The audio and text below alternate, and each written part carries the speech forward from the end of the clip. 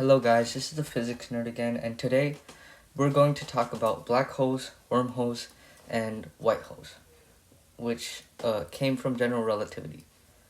And for a recap, what we talked about in the last video was who came up with the theory of gravity we know of today, and the improved version of it. Which, what I mean by that is, we talked about who discovered the original theory of gravity, which was Isaac Newton, who came up with this equation over here.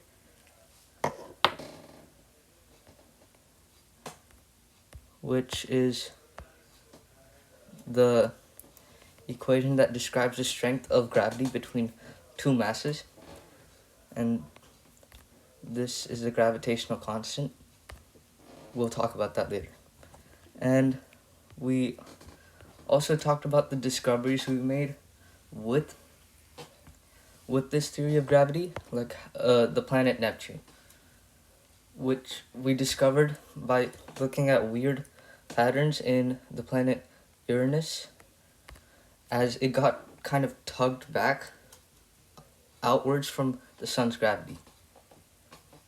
And then we came to general relativity, which is the improved version of Newton's theory of gravity, as it accounts for phenomena like light curvature, gravitational lensing, gravity at high speeds,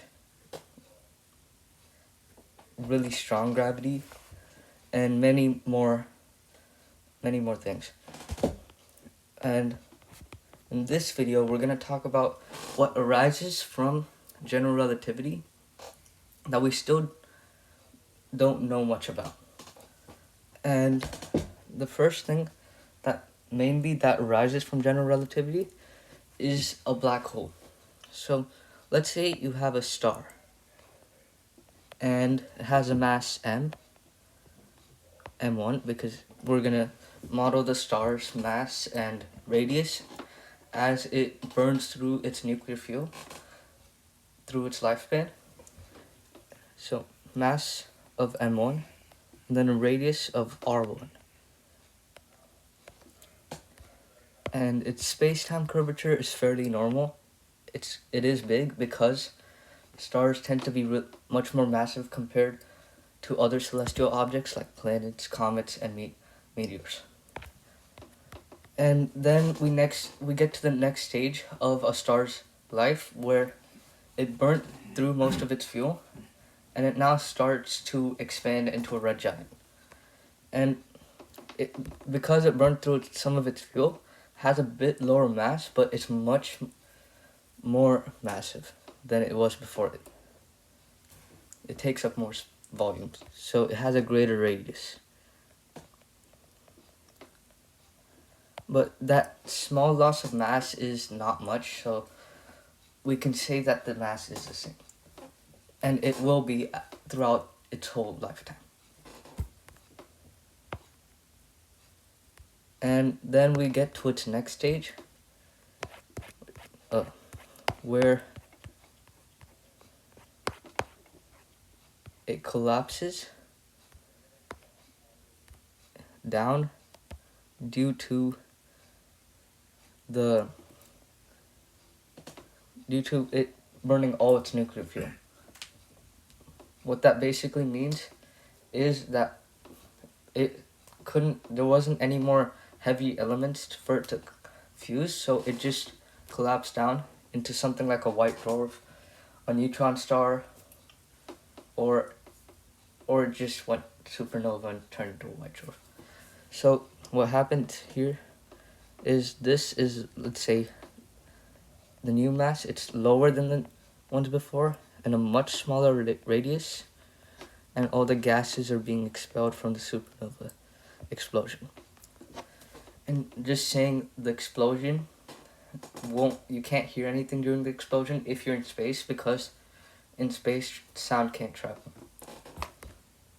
So it would just be a flash of light. It wouldn't be a bang in space. And same goes for the Big Bang, because sound can't travel through space.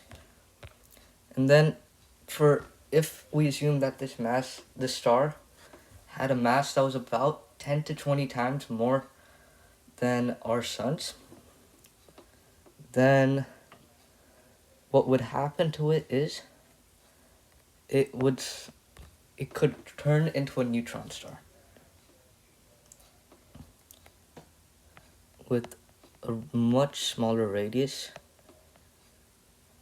with the same mass as when it collapsed.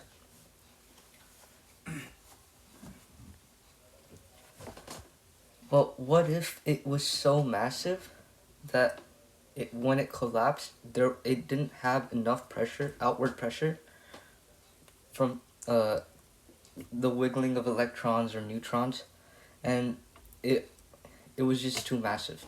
What would happen then? Then that's when we get a black hole, which is this.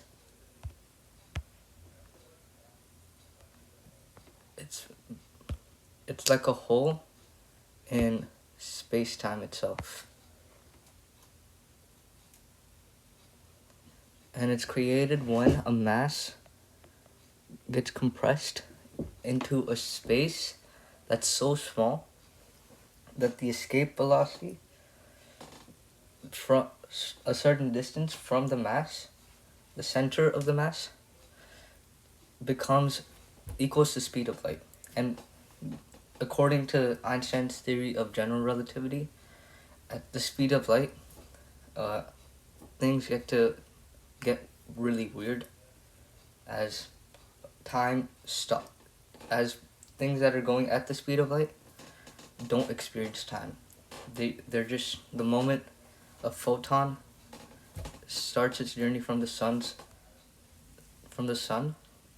center, and it hits the earth, that all happened in an instant. So yeah, that's a black hole. But what is it? Like, how can we determine that it can even be formed, a hole through space-time? Well, what we can do is we can use our equation for escape velocity, which is 2 times the gravitational constant times the mass of the star, all divided by the radius, and the square root of all that. And from this equation, if we were to say that the escape velocity equals the speed of light, c,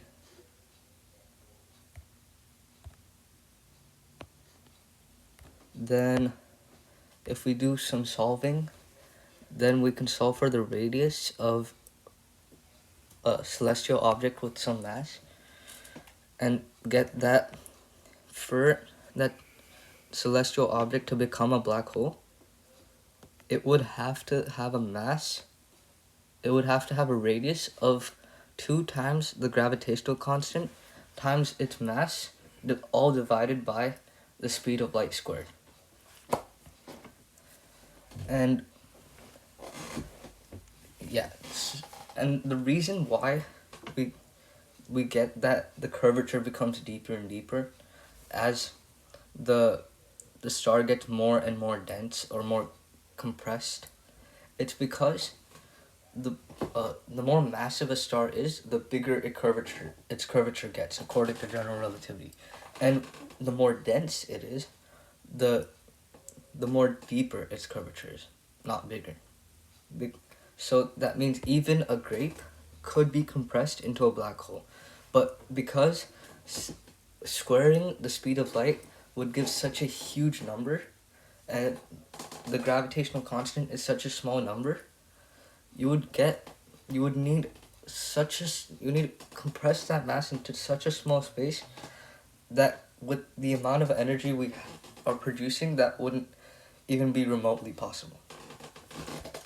And then from this, some physicists look at this and they're thinking to themselves, if it rips a hole through space-time, then couldn't that lead to a gateway through our universe, maybe to another universe, or even another part of our universe?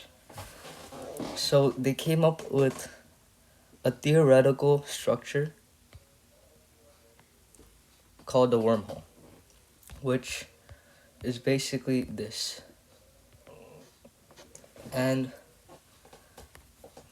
the the only problem with the wormhole is that when you try to pass through, when anything tries to pass through, assuming it's going at a speed slower than the speed of light, which it has to, then the moment it reaches here, the hole kind of closes into a singularity, which is what we consider to be the center of a black hole, but also the end of time.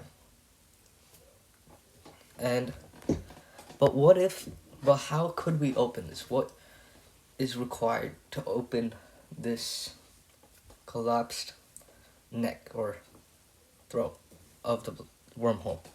Oh, you need some exotic matter, which with properties that are the opposite of normal matter, because normal matter usually attracts other objects, as all matter has gravity, including the device I'm on. Everything that you see around you that is made up of some form of matter has gravity. But you would need a form of exotic matter that had a repulsive force, an opposite force compared to gravity, like negative matter or negative energy, which is just theoretical, so this is all science fiction from now on. And then we get a white hole at the other end of the black hole, the other end of the wormhole. But what is a white hole? Why is it called a white hole? Well, we know that a black hole is something that absorbs everything in. The moment something touches the event horizon of a black hole, it cannot escape, as it would need a escape velocity greater than the speed of light. So, what would that mean? Like, what would a white hole mean? That would mean that everything that goes into the black hole, through the wormhole, and out of the white hole is emitted. So, that's including light. So, all the light that goes in to the black hole would come out of the white hole, theoretically. So, it would be this object that's extremely bright that emits all light. And then people also theorize that this could lead to a parallel universe. But that is something we don't know anything about. So that is best left for another day. And the last two videos will be linked down below in the description. And see you guys next time.